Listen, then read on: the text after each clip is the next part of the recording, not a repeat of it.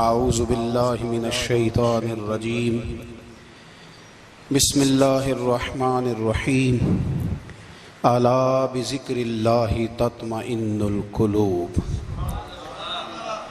صدق اللہ العظیم وصدق رسولہ النبی الکریم ان اللہ وملائکتہ یصلون علی النبی یا ایہا الذین آمنوا صلوا علیہ وسلموا تسلیما اللہم صل علی سیدنا و مولانا محمد معدن الجود والکرم وآلہ وصحبہ وبارک وسلم۔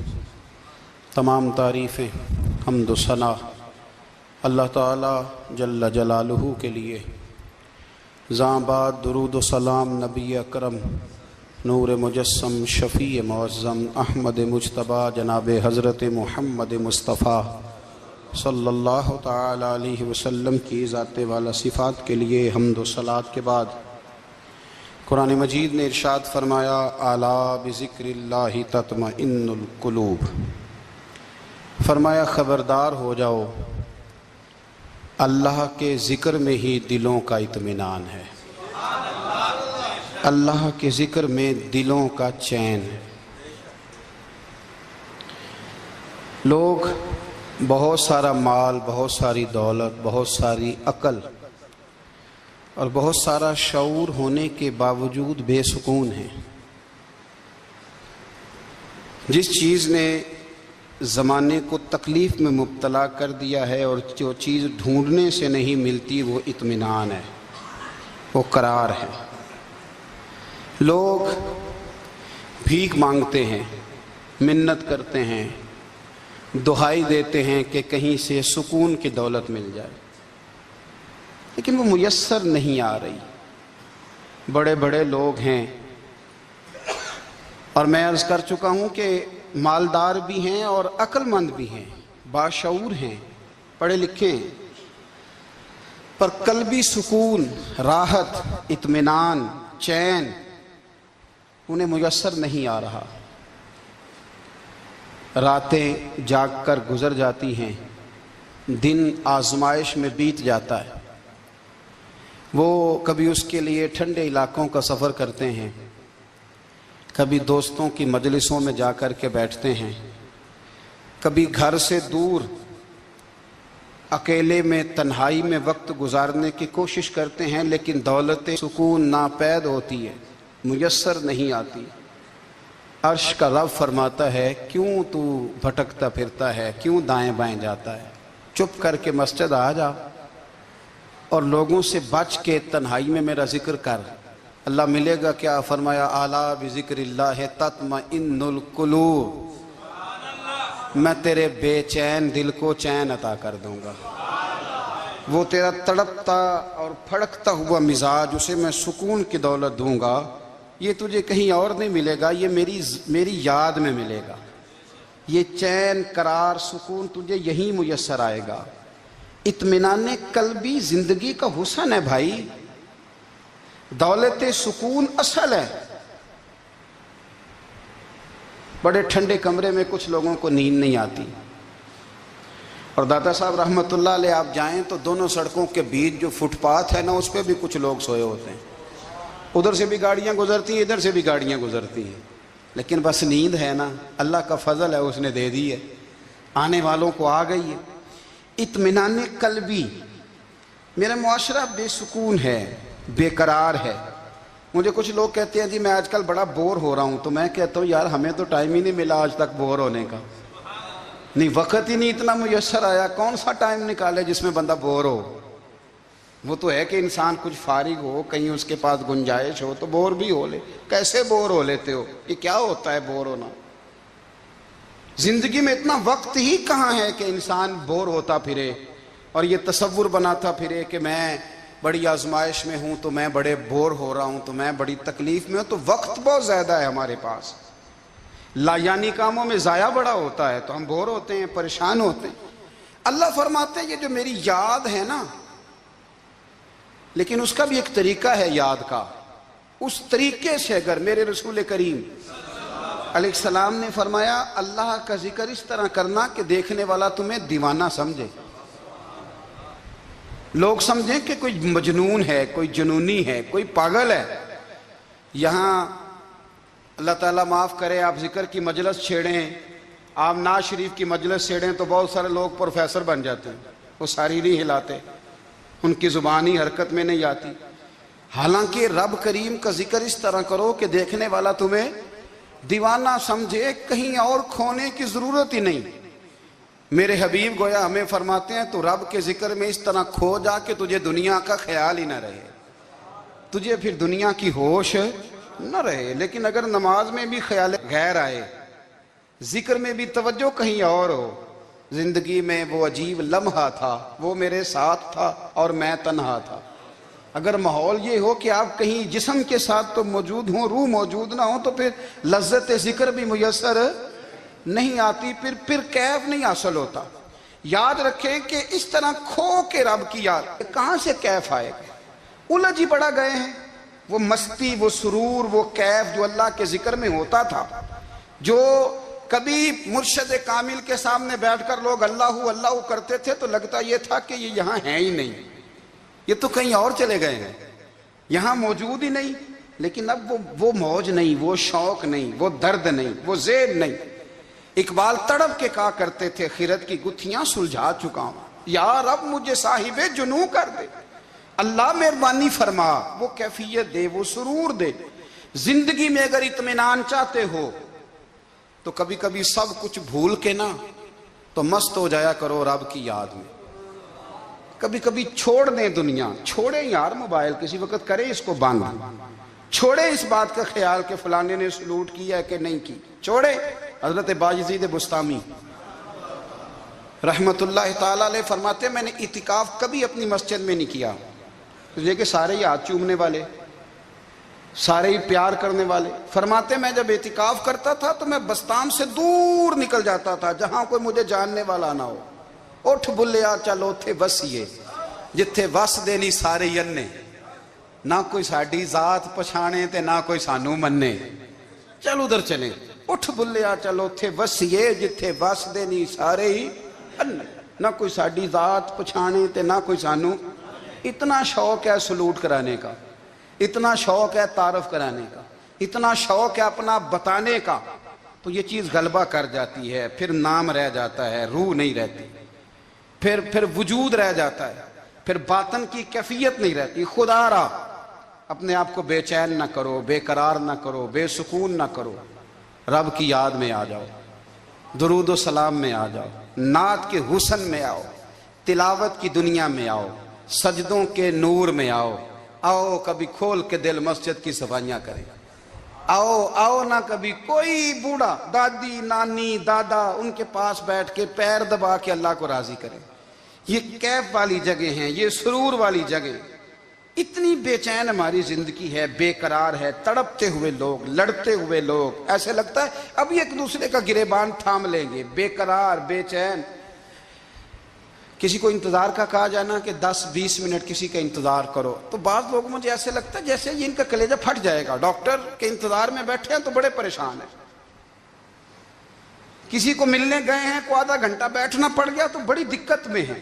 اپنے آپ کو سکون دیں۔ آپ یقین کریں بڑا مزہ آتا ہے، کبھی کسی کا انتظار کرنا پڑے تو 2-4 تسبیح درود شریف پڑھی جاتی ہے، یعنی ذوق بن جاتا ہے کہ چلو اللہ نے موقع دیا ہے، کوئی سرکار کو یاد کر لیں، تنہائی مل گئی۔ ہمارا مزاج جس سختی کا شکار ہے، وہ سختی آہستہ آہستہ ہمیں زیادہ آزمائش میں ڈال گئی۔ تو میرے بھائی زندگی میں اطمینان حسن ہے، اور وہ سب سے زیادہ اللہ کی یاد میں ملتا ہے، وہ سب سے زیادہ رب کریم کے ذکر میں۔ سب سے زیادہ جو چاہتا ہے نا دل ٹھنڈا رہے، زبان میٹھی رہے، وہ مدینے والے محبوب پہ درود و سلام پڑھا کرے، وہ حضور پہ درود و سلام پڑھا کرے، زبان میٹھی رہے گی۔ میرا ذاتی تجربہ ہے کہ جو آدمی اپنے اخلاق سنوارنا چاہے وہ حضور پہ درود شریف پڑھے، جو اپنے اخلاق سنوارنا چاہے، طبیعت کو ٹھنڈا رکھنا چاہے، وہ درود شریف پڑھے، اس کا دل سکون میں آئے گا۔ کچھ کام اور ہیں زندگی میں اطمینان کے لیے، ان کا ہونا بھی بڑا ضروری ہے۔ سب سے پہلے اگر آپ چاہتے ہیں نا زندگی میں سکون ہو تو حقیقتوں کا سامنا کرنا سیکھیں، آپ جو ہیں وہ رہنا سیکھیں، جو آپ نہیں ہیں وہ بننے کی کوشش نہ کریں۔ حقیقت کا سامنا کرو گے تو زندگی اطمینان میں آ جائے گی۔ ہم نے نا بہانے بنا لیے ہیں، ہیلے بنا لیے ہیں، جھوٹ کے سہارے اپنے آپ کو اونچا کر لیا۔ ایک آدمی سے کہا جاتا ہے تو رشوت نہ لے، تو کہتا ہے میں غریبوں سے نہیں لیتا۔ تو میرا سوال یہ ہے کہ امیروں کا حساب لینے کی اللہ نے تیری ڈیوٹی لگائی ہے، تیرے ذمہ لگایا ہے کہ تو امیروں کا حساب کر، تمہیں کیا ضرورت پڑی ہے؟ ہم نا بہانہ کرتے ہیں، رشوت لینے والے کا الگ بہانہ ہے اور سفارش والے کا الگ بہانہ ہے۔ حقیقت کا سامنا کریں، حقیقت کا۔ جو میرے ذمہ داریاں ہیں وہ میں نے پوری کرنی، جو آپ کی ذمہ داریاں ہیں وہ آپ جان نہ چھڑائیں، حقیقت پسند بنیں۔ میرے رسول کریم، پھر پڑھیے درود شریف صلی اللہ تعالی علیہ وسلم۔ حضور صلی اللہ علیہ وسلم نے فرمایا کہ میری بیٹی سیدہ فاطمہ الزہرا رضی اللہ تعالی عنہا صرف جنتی نہیں، جنتی عورتوں کی سردار ہے۔ لیکن حضور نے یہ بھی فرمایا کہ فاطمہ یہ خیال رکھنا، اگر اللہ نے حساب پوچھا تو حساب تم نے خود دینا ہے۔ حقیقت کی طرف توجہ کرائی حضور نے، وہ صرف جنتی نہیں، جنتی عورتوں کی سردار ہیں، پر حقیقت کی جانب توجہ۔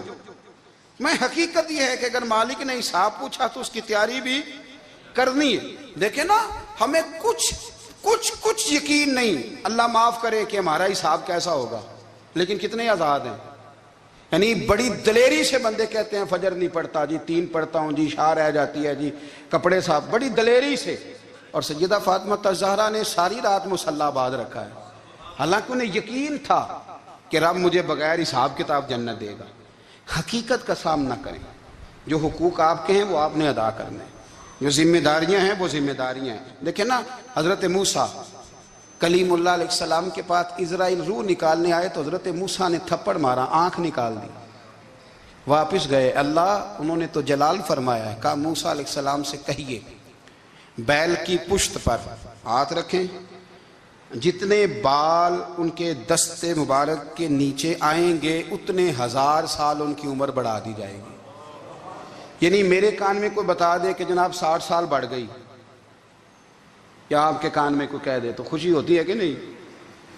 لیکن یہ حقیقت پسندی نہیں، اس لیے کہ 60 بھی گزر جائیں گے، 70 بھی، یہ حقیقت نہیں۔ حضرت موسیٰ کلیم، چلے میں مثال دیتا ہوں، سمجھ لے 10 بال، حالانکہ بہت زیادہ آتے ہوں گے، 10 بال اگر حضرت موسیٰ کے ہاتھ کے نیچے آئے تو 10,000 سال تو عمر بڑھ گئی نا۔ 10 یعنی 10 سال نہیں، 10 100 نہیں، 10 بہت زیادہ تھی نا۔ تو حضرت موسیٰ کلیم اللہ علیہ السلام سے آ کے عرض کیا گیا، حضور بیل کی پشت پر ہاتھ رکھیں، جتنے آپ کے ہاتھ کے نیچے بال آئیں گے اتنے 1000 سال عمر بڑھ جائے گی۔ تو حضرت موسیٰ نے حقیقت پسندی والی بات کی، فرمایا پھر کیا ہوگا؟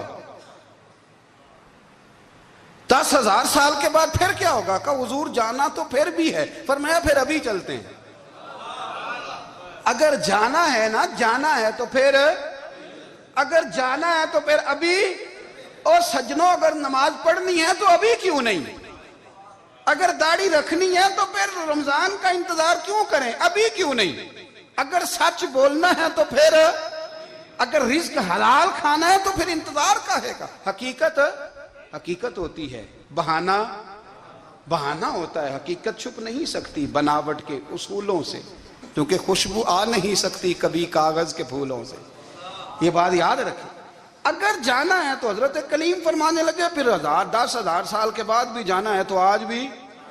ہمیں بے قراری زندگی میں اس لیے کہ ہم حقیقت پسند نہیں، ہم بہانوں میں، ہم ہواؤں میں جیتے ہیں، ہواؤں میں، خیالات میں زندگی گزارتے ہیں۔ بڑا ٹائم پڑا ہے، مثلاً کتنا میرے رسول کریم صلی اللہ تعالیٰ علیہ وآلہ وسلم نے ایک دن صحابہ سے فرمایا تمہیں حیا نہیں آتی؟ حضور کیا ہوا؟ فرمایا وہ والے مکان بناتے ہو جن میں تم رہ نہیں سکتے، وہ والا مال جمع کرتے ہو جو کھا نہیں سکتے، حیا نہیں آتی؟ عرض کی حضور حکم کریں تو محبوب فرمانے لگے جوتے کا ایک تسمہ بند کرتا ہوں تو سوچتا ہوں دوسرا بند کرنے سے پہلے موت آ جائے گی، ایک سانس اندر جاتی ہے تو دوسرا آنے سے پہلے میں یاد کرتا ہوں کہ مجھے دنیا سے جانا ہے۔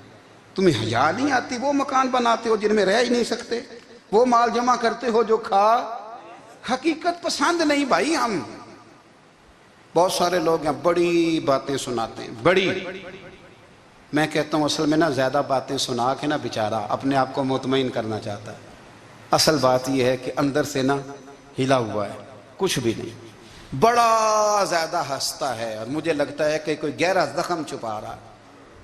اس لیے ملمہ سازی، حقیقت پسند بنو، حقیقت پسند۔ یاد رکھنا، من ترک صلاۃ متعمدا فقد کفر، میرے رسول نے حقیقت بیان کی، فرمایا جس نے ایک نماز بھی جان بوجھ کے چھوڑی اس نے رب کے رب ہونے کا انکار کیا، اس نے کفران نعمت کیا۔ یہ حقیقت ہے، کوئی کلیریفیکیشن نہیں، کوئی وضاحت نہیں۔ جو نماز نہیں پڑھتا، جھوٹ بولتا ہے، غلط بیانی کرتا ہے، جو شخص رزق حرام کما کے کہتا ہے کہ اس کے بغیر گزارا نہیں چلتا، وہ جھوٹ بولتا ہے۔ اس لیے کہ رب فرماتا ہے جب تجھے پیدا کیا ہے تو تیرا رزق میرے ذمہ ہے۔ اللہ فرماتا ہے کہ لا یکلف اللہ نفسا الا وسعہا، میں کسی پر وہ بوجھ نہیں ڈالتا جو اٹھا نہ سکے۔ نماز فرض کیا، اس کا مطلب ہے ہم پڑھنے کے قابل ہیں، اس نے ہمارے ذمہ داریاں لگائی ہیں، تو مطلب یہ ہے کہ ہم ذمہ داریاں ادا کرنے کے قابل ہیں، ورنہ وہ کہتا ہے میں وہ بوجھ ڈالتا ہی نہیں جو تجھ سے اٹھایا نہ جائے۔ اگر چاہتے ہو کہ زندگی میں اطمینان ملے تو خدا را حقیقت پسندوں والی زندگی گزارو۔ یہ فضاؤں میں زندہ رہنا، ہواؤں میں، اللہ بڑا معاف کرنے والا ہے، اللہ بڑا کریم ہے، معاف کر دے گا، تو بھئی یہ بات صحابہ کو بھی پتا تھی، یہ اہل بیت کو بھی خبر تھی، تو وہ تو ایک ایک بات کا لحاظ کرتے تھے۔ یہ غوث اعظم کو بھی پتا تھی، یہ ان کے والد کو بھی پتا تھی، جنہوں نے کسی کا ایک سیب کھا لیا تھا تو 12 سال اس کے گھر میں نوکری کرتے رہے، انہیں نہیں پتا تھا اللہ بڑا کریم ہے، معاف کر دے گا، ایک سیب ہی ہے نا۔ تو حقیقت پسندی آپ کو سکون دے گی، اور اگر آپ نے اپنے آپ کو غیر مطمئن کیا ہوا ہے، بات کچھ اور ہے، اور آپ نے اپنے آپ کو ڈال کسی اور طرف لیا ہے، تو پھر آپ کو سکون مل سکتا؟ سکون حقیقت پسندی میں، اصل میں سکون ہوتا ہے، اداکاری میں سکون نہیں ہوتا۔ تیسری بات سنیں، اگر آپ چاہتے ہیں زندگی میں مطمئن رہیں تو دنیا داروں سے امیدیں توڑ دیں، اللہ اور اس کے رسول سے امید وابستہ کریں، اولیاء اللہ سے امیدیں وابستہ کریں، صحابہ اور اہل بیت سے امیدیں، اللہ اور اللہ والوں سے امیدیں، دنیا داروں سے امیدیں۔ آپ کو پتہ ہے دنیا دار کی تباہی کب ہوتی ہے؟ جب انہیں خوش آمدی مل جاتا ہے۔ چودھری کا بیڑا اس وقت غرق ہوتا ہے جب اسے چودھری کہنے والے زیادہ ہو جاتے ہیں۔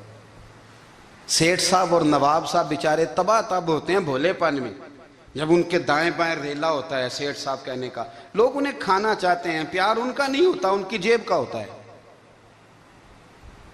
محبت ان سے نہیں ہوتی، ان کی کرسی سے ہوتی ہے، ضروریات کا پیار ہوتا ہے، تباہ کر دیا جاتا ہے۔ ہماری ساری توقعات دنیا داروں سے وابستہ ہو گئی ہیں، ناراض نہ ہونا۔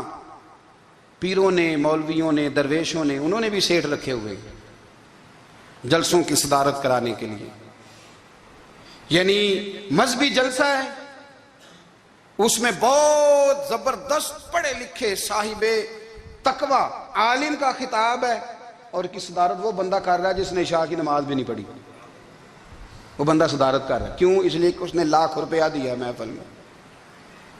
خدا را دنیا داروں سے امیدیں چھوڑ دیں، ورنہ آپ کمزور پڑ جائیں گے، آپ کی امیدیں ٹوٹیں گی۔ کتنا کمزور ہے وہ شخص جو 2-4 ہزار کے لیے کسی بندے کی چاپلوسی کرتا ہے، اس کے پیچھے بھاگتا ہے، خوش آمدیں کرتا ہے، تھوڑے سے نوٹوں کے لیے، دکھ سکھ میں کام آئے گا اس کام کے لیے۔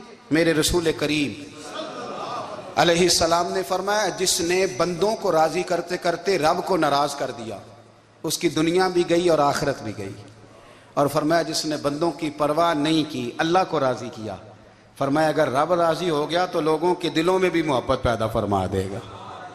کیا ضرورت ہے خوش آمد کرنا دنیا داروں کی، سیٹوں کی، نوابوں کی، چاپلو۔ اور میں آپ کو ایک بات بتاؤں، ہوتا پتہ کیا ہے؟ یہ جو حب جا اور حب با ہوتی ہے نا، اس سے پیٹ نہیں بھرتا۔ آپ کو اگر خوش آمد کرنی ہے تو پھر آپ کو ساری زندگی کرنی ہے۔ پھر ان کو بھی پتہ ہوتا ہے کہ تعلق کس بنیاد پر ہے، اس میں کبھی بھی خلوص پیدا نہیں ہوتا۔ آپ بے چین رہتے ہیں، بے قرار رہتے ہیں، آپ کو تکلیف رہتی ہے ہمیشہ۔ کبھی بھی دنیا داروں سے امیدیں وابستہ نہ کریں۔ ایک بات سنیں بڑی شاندار، امام غزالی نے لکھی ہے۔ امام غزالی فرماتے ہیں کہ ہارون الرشید نا حج کر کے واپس آیا بغداد میں، تو کونے میں حضرت بہلول دانا بیٹھے تھے، رش بہت تھا، مجمع بڑا تھا، حضرت بہلول دنا بھی سڑک کے کنارے بیٹھے تھے تو سپاہی کہنے لگے یہاں سے اٹھ جاؤ، فرمانے لگے ہارون رشید کی زمین نہیں، زمین میرے رب کی ہے، میں کیوں اٹھوں؟ وہ قریب سے گزرا تو سلام لی، تو آپ نے اس کا پروٹوکول دیکھا تو فرمانے لگے ہارون رشید تجھ سے تگڑے تگڑے موٹے موٹے پروٹوکول میں نے لوگوں کے دیکھے ہیں، اور یہ جو تیرے دائیں بائیں آج تیرے نعرے لگا رہے ہیں یہ پہلے ان لوگوں کے نعرے لگایا کرتے تھے، اور تھوڑا وقت گزرنے دے، جو تیرے بعد آئے گا نا یہ سارے پھر ان کے نعرے بھی لگائیں گے۔ تو جھوٹ کی دنیا میں زندہ ہے، ان سے تو نے امیدیں وابستہ کی ہیں، یہ کل اس کے نعرے لگائیں گے۔ اس کے دل پہ بڑا اثر ہوا، گھوڑے سے اتر آیا، آگے کہنے لگا حضور آپ نے مجھے بڑی اچھی نصیحت کی ہے، میرا دل بڑا ٹھنڈا ہوا ہے، میں نے سنا ہے آپ مقروض ہیں، کچھ لوگوں کا قرض، تو مجھے کوئی حکم ہی کر دیں۔ آپ ہنسنے لگے، فرمانے لگے یار تو بڑا ہی بیوقوف ہے، بڑا ہی بیوقوف ہے تو، میں تجھے نصیحت کر رہا ہوں تو مجھے الجھا رہا ہے، حضور کوئی حکم کر دیں۔ کیا خوبصورت انداز ہے رب کریم کے بندوں کا۔ حضرت بہلول دانا فرمانے لگے تیرا رب کون ہے؟ کہا اللہ، تو فرمایا میرا کون ہے؟ کہا اللہ۔ فرمانے لگے یہ تو نہیں نہ ہو سکتا کہ اللہ ہارون رشید کو دیتا رہے اور بہلول دانا کو بھول ہی جائے، یہ تو نہیں نہ ہو سکتا کہ ہارون رشید کو دیتا رہے اور بہلول دانا کو بھول جائے۔ فرمایا اس کا دل، اس کا ارادہ ہوا، ارادہ قدرت ہوا کہ بہلول مقروض رہنا چاہیے، تو اگر رب مجھے رکھنا چاہتا ہے، دکھ قبول محمد بخشا راضی رہن پیارے، اگر وہ چاہتا ہے میں مقروض رہوں تو میں بھی چاہتا ہوں کہ میں مقروض ہی رہوں، یہ تو نہیں نہ ہو سکتا کہ تجھے دے اور مجھے نہ دے۔ فرمایا میری تجھ سے کوئی امید نہیں، مجھے جب بھی دے گا میرا رب بھی دے گا، اور وہ دے گا تو پھر انشاءاللہ خزانے کھول کے دے گا۔ دنیا داروں سے امیدیں وابستہ کرنا، لوگوں کے پیچھے، یہ چھوڑ دیں، آپ بے چین رہیں گے، بے قرار رہیں گے۔ اللہ والوں سے ضرور امیدیں وابستہ کریں، اس لیے کہ ان کے پاس جو کچھ ہوتا ہے وہ دراصل رب کا ہی ہوتا ہے، لیکن سیٹھوں سے، نوابوں سے، سیاستدانوں سے باز آ جائیں، ہماری بڑی امیدیں وابستہ ہیں۔ میں اکثر کہتا ہوں جتنے پھیرے نوکری کے لیے دنیا دار کے دروازے پہ لگائے ہیں نا، اس سے کم دفعہ مسجد میں نفل پڑے ہوتے تو رب اتنی بڑی مہربانی فرما دیتا۔ تیسری بات یہ یاد رکھیں، اگر سکون لینا چاہتے ہیں نا، اگر سکون لینا چاہتے ہو نا تو لوگوں کو ڈسکس کرنا بند کر دو۔ کس کو اللہ نے کتنے پیسے دیے ہیں وہ جانے اور اللہ جانے، کس کو اللہ نے کتنی گاڑیاں دی ہیں وہ جانے، اور لوگوں کو ڈسکس کرنا جی۔ یعنی میں ایک جگہ بیٹھا تھا تو ایک صاحب گاڑی والا گزرا، گاڑی میں بیٹھ کے، اس کا پڑوسی تھا، کہندے تھا منہ ہے کار والا، میں کہ وہ تے ہے تاں ہی بیٹھا ہے، تے ہن میں کہ سمجھانا سی نا انہوں، میں کہ توں تے میں حساب لائیے بھی ساڈے کول کوئی نہیں، وہ تے ہے، لیکن نا اللہ نے اسے دی ہے نا، تو اللہ نے چاہا نا وہ کار میں بیٹھے، تو جس نے پھٹے پہ بیٹھ کے یہ تبصرہ کیا کہ منہ ہے کار والا، میں کہ ابھی وہ تے ہے تاں کار ہے۔ اب مجھے اور تجھے اندازہ لگانا چاہیے کہ ہم کیا یہ بحث ہے، یعنی اللہ کو چاہیے تھا معاذ اللہ کے پہلے تم سے پوچھتا کہ اسے کار دینی ہے کہ نہیں، کیا مطلب فضول بحث ہے۔ وہ چیز ہمیں اتنا تنگ کرتی ہے، اتنی تکلیف دیتی ہے کہ آپ یقین کریں سارا دن اسی کو ڈسکس کرتے ہیں، سارا دن۔ اس کے پاس گاڑی ہے، اس کے پاس کار ہے، فلانے کا پیسہ 1 نمبر ہے، فلانے کا 2 نمبر ہے، فلانے کا 6 نمبر ہے، اصل بات کے اندر حسد ہے، اس کو نکالو۔ ایک بات کہنے لگا ہوں، اسے یاد رکھنا، میرے اعلیٰ حضرت رحمۃ اللہ علیہ فرمایا کرتے، حسد کرنے والا بندوں پر اعتراض نہیں کرتا، اللہ پر اعتراض کرتا۔ وہ کہتا ہے اللہ اسے کیوں دیا ہے، اتنا کیوں دیا ہے، معاذ اللہ وہ اللہ کی تقسیم پر اعتراض کرتا۔ حسد کرتے ہو بے چین رہو گے، حسد آپ کے دل کو تڑپا کے رکھ دے گا، چھوڑے۔ اللہ بڑا کریم ہے، جس کو جہاں چاہتا ہے وہاں بٹھا دیتا ہے۔ آپ قطعاً اس بحث میں نہ پڑے کہ اللہ نے کس کو کتنا دیا ہے، کب دیا ہے، کیوں دیا ہے، وہ بڑا بے نیاز ہے۔ حسد آپ کو تباہ کرے گا۔ دنیا میں پہلا گناہ جو ہوا تھا وہ حسد تھا۔ ابلیس نے حضرت آدم سے حسد کیا، کہنے لگا میں بہتر ہوں، سرداری اس کو مل رہی ہے، یہ تو اللہ کو پتہ ہے نا کس کو دینی ہے۔ اور دنیا میں پہلا قتل حسد کی وجہ سے ہوا، حابیل قابیل کے درمیان حسد کا معاملہ تھا، خاتون کا نکاح اس سے کیوں ہو رہا ہے، مجھ سے ہونا چاہیے۔ حسد تباہی کرتا۔ آپ یقین کریں، یعنی دکاندار کے سامنے دوسری دکان پڑتی ہے اور پریشان ہو جاتا ہے، وہ کہتا ہے میرا کیا بنے گا، لا حول ولا قوت الا باللہ العلی العظیم۔ یعنی تیرا کا خیال ہے کہ تیرے حصے کی روٹی وہ کھا جائے گا؟ اتنا چھوٹا دل، یعنی تیرا موقف یہ ہے کہ تیرے حصے کا نصیب اس تک چلا جائے گا، یہ تیری خواہش ہے؟ ایک دوسرے کی کمزوریاں بیان کرنا، اس کا تو مال ہی ناقص ہے جی، اس کے تو پاس ہی کچھ نہیں، یہ تو کمزور لوگوں کا طریقہ ہے۔ میرے رسول کریم علیہ السلام گزر رہے تھے، پت جھڑ کا موسم تھا، خزاں کا موسم تھا، درختوں کے پتے جھڑ رہے تھے، صحابہ کو ساتھ لے کے حضور گزرے اور ایک درخت کی ٹہنی کو پکڑ کے حضور نے ہلایا۔ صحابہ فرماتے ہیں کہ چھم چھم اس کے پتے گرے، زمین پر ڈھیر لگ گیا۔ حضور نے فرمایا دیکھا تم نے کیا ہوا؟ حضور ہاں۔ فرمایا کتنی تیزی سے پتے جھڑے ہیں، صرف تنا رہ گیا ہے اور خالی ٹہنیاں رہ گئی ہیں، کوئی حسن بچا ہے؟ حضور نہیں۔ تو نبی کریم فرمانے لگے جو حسد کرتا ہے نا، اس کی نیکیاں بھی اسی طرح جھڑ جاتی ہیں، اسی طرح۔ اور ایک جگہ حضور فرمانے لگے جس طرح راکھ لکڑی کو آگ کھا جاتی ہے، جس طرح لکڑی کو آگ، جب آگ کھا جائے تو پھر لکڑی کو لکڑی نہیں کہا جاتا، راکھ کہا جاتا ہے، کوئلہ کہا جاتا ہے، اس کی اصل باقی یعنی اسے کھائی جاتی ہے۔ تو حضور علیہ السلام فرمانے لگے جس طرح آگ لکڑی کو کھا جاتی ہے، فرمایا اسی طرح حسد نیکیوں کو کھا جاتا ہے، نیکیاں رہتی نہیں۔ حسد کرنے والے کے پاس نیکیاں یعنی ان کی اصل شکل موجود، کبھی بھی حسد نہیں کریں۔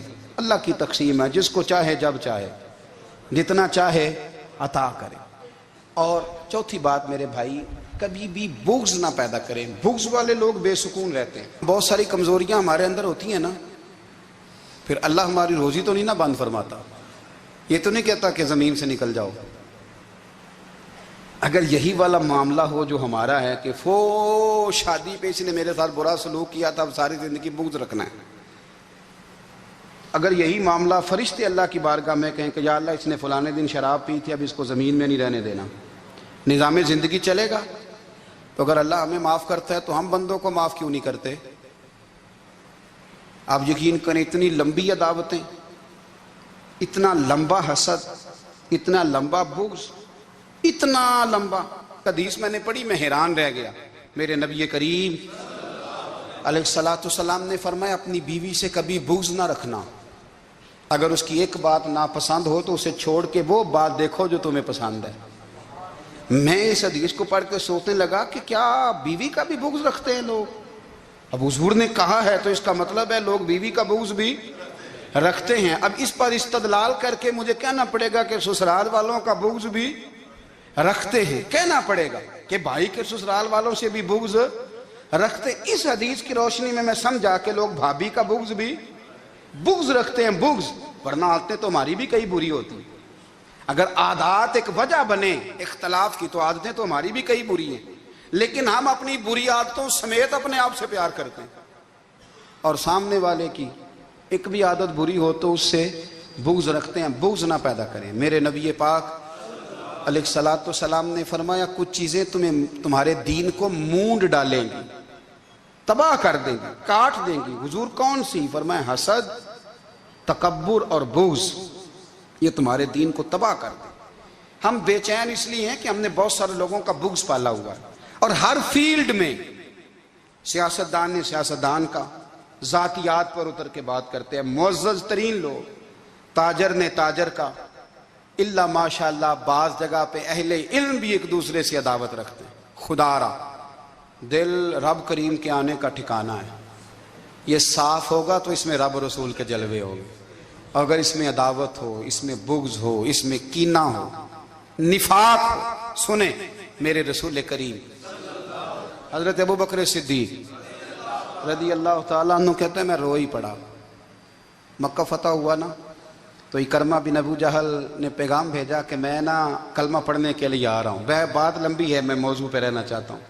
کہتے ہیں جب وہ آنے لگا نا تو نبی پاک نے ہم سب کو بلایا، ہم حاضر خدمت ہوئے تو حضور فرمانے لگے کہ اس کے باپ نے نا بڑا ظلم کیا ہے ہمارے ساتھ، ابو جہل نے بڑا ستایا ہے، بڑی تکلیف دی ہے۔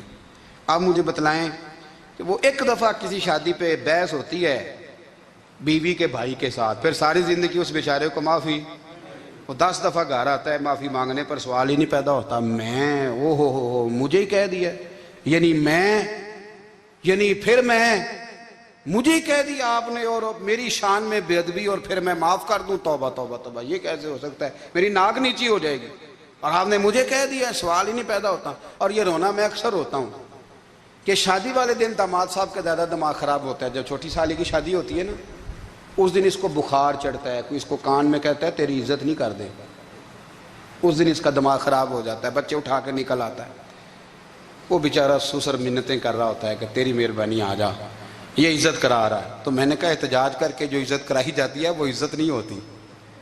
ہاں یہاں مانگ کے عزت لیتے ہیں لوگ، یا احتجاج کی کوئی عزت ہے؟ آپ کے اندر کمالات اتنے ہوں کہ آپ کی عزت کرنے کو دل چاہے، یعنی مزہ آئے، یعنی لطف آئے، یعنی آپ دور بیٹھے ہوں تو کسی کا دل کرے آپ کو اسٹیج پہ بلانے کے لیے۔ یہ کیا بات ہوئی کہ چھائے جانا اور بھاگ کے آگے جانا؟ ان سے نکلیں۔ اکرمہ بن ابو جہل کلمہ پڑھنے کے ارادے سے آ رہے ہیں، حضور علیہ السلام نے صحابہ کو بلایا، کتنی زیادہ دعوت رکھی جا سکتی تھی معاذ اللہ؟ کب سے وہ چلا تھا ظلم کرنے، اور اس کے بعد اس کا بیٹا شروع ہو گیا، کتنی باتیں تھیں جو ناقابل معافی تھیں، پر کریم رسول نے ہمیں بتلایا ہے کہ سکون والی زندگی کہتے کس کو ہے۔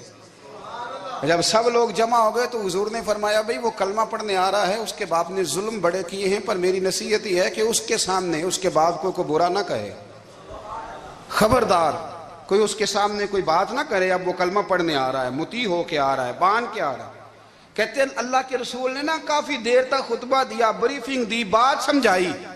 جناب صدیق اکبر کہتے ہیں میں رو پڑا۔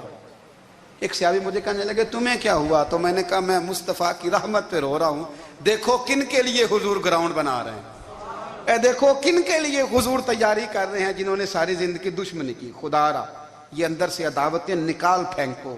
او بھائی اتنا تو لمبا ٹائم ہی کوئی نہیں، اتنا تو وقت ہی کوئی نہیں، اس کو صاف رکھو۔ بندہ کوئی کر بھی گیا تو کوئی حرج نہیں، چنگی مندی سجنا کولوں 100 واری ہو جاندی، یار یاراں دا گلا نہیں کر دے۔ اصل پریت یار یاراں دا جڑا گلا کردا جے یار نہیں جے ہوندا۔ ہاں پکی بات، پکی پیڑی۔ میرا ایک سنگی مجھے آ کے آنے لگا فلانی جگہ بندہ یہ بات کر رہا تھا، میں کہ تو اوتھے ہی سے سوندا سے تم ہی نال ہی سے، میرا تو سجن بات سن ہی نہیں سکتا۔ چنگی مندی سجنا کولوں 100 واری ہو جاندی، یار یاراں دا گلا نہیں کر دے، اصل پریت جنہ دی۔ ہاں جو بندے پھر ہوتے اس طرح کے ان کے لیے بھی میاں صاحب نے کہا ہے، ان کے لیے بھی میاں صاحب نے کہا ہے، ان کے لیے بھی آپ نے بات ارشاد فرمائی ہے۔ آپ نے فرمایا چنگا ہویا لڑ نیڑیوں چھٹا، کتے عمر نہیں لنگی ساری، بے قدراں دی یاری کولوں توبہ لکھ لکھ باری، او چنگا ہویا لڑ نیڑیوں چھٹا، کتے عمر نہیں لنگی ساری۔ جو اس طرح کا تھا نا شکوے کرنے والا، بغض رکھنے والا، فرمایا بے قدراں دی یاری کولوں توبہ، یعنی لاکھ تے لاکھ کنے ہو گئے، یعنی 2 لاکھ باری توبہ کی تھی انہوں نے، گنی نہیں جا سکتی جتنی میاں صاحب نے توبہ کر دی۔ بے قدرے دوست، بے قدراں دی یاری کولوں توبہ لکھ لکھ باری، چنگا ہویا لڑ نیڑیوں چھٹا، کتے عمر نہیں لنگی ساری۔ تو مہربانی کریں، ایک تو اگر آپ مطمئن رہنا چاہتے ہیں تو کبھی کبھی نا مست ہو کے ذکر الہی کریں، مست ہو، وہ والا ذکر نہیں جس میں آپ موبائل بھی دیکھ رہے ہیں اور کہانیاں بھی۔ میرے سامنے کو بندہ جمعے والے دن یا تقریر کے درمیان تسبیح لے کے بیٹھ جائے تو میں اس سے پوچھتا ہوں تو دو کام ایک ٹائم جکے پہ کرنا ہے؟ میری بھی بات سن رہے ہو، تسبیح پڑھی تو ممکن ہی نہیں، تسبیح تو تسبیح ہے، جب وہ ہوگی تو پھر کوئی اور کام سوال ہی نہیں پیدا ہو۔ ایک تو ذکر کریں محو ہو، دوسری بات حقیقت کا سامنا کریں۔ آپ اگر مطمئن رہنا چاہتے ہیں تو حقیقت پسند بنیں۔ تیسری بات حسد چھوڑ دیں، دوسروں کو ڈسکس کرنا چھوڑ دیں، آپ یہ دیکھیں کہ اللہ نے مجھے کیا کچھ دیا، اس پہ راضی رہیں۔ اور چوتھی بات عداوت چھوڑ دیں، سینے میں کینہ چھوڑ دیں، آپ کی زندگی مطمئن ہو جائے گی، آپ خوشحال رہیں گے۔ وہ جو آپ لفظ کہتے ہیں نا کہ میں بور ہوں، میں پریشان ہوں، اس سے آپ نکل آئیں گے۔ اللہ ہمیں محبوب کی غلامی میں زندہ رکھے۔ میرے آقا مدینے میں مجھے بھی اب بلا لیجئے، میرے آقا مدینے میں مجھے بھی اب بلا لیجئے۔ ترستی ہے میری آنکھیں